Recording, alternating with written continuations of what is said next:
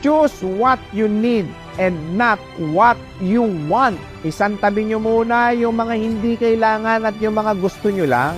Spend your money sa mga bagay na importante at may pakinabang ka. Hindi yung uubusin mo ang pera mo na wala ka man lang napala. It's always your choice to live a simple life but have a secured future. O di naman kaya bilhin at gastusin mo na lahat ng mga gusto mo ngayon. Pero bukas, nganga ka, wala kang pera, mahirap ka pa sa daga. Number 3, ang pagiging kampante mo ngayon ang magiging dahilan ng paghihirap mo sa future. Lahat ng ginagawa niyong desisyon ngayon, may epekto yan sa future nyo. Lalo na yung mga investment na ginagawa nyo. Tanong, saan nyo dinadala ang sweldo mo? Yung mga kinikita nyo. Lahat yan magre-reflect sa future nyo. Tandaan nyo, lahat ng taong milyonaryo ngayon, nagsimula lang yan sa maliit na savings na meron sila.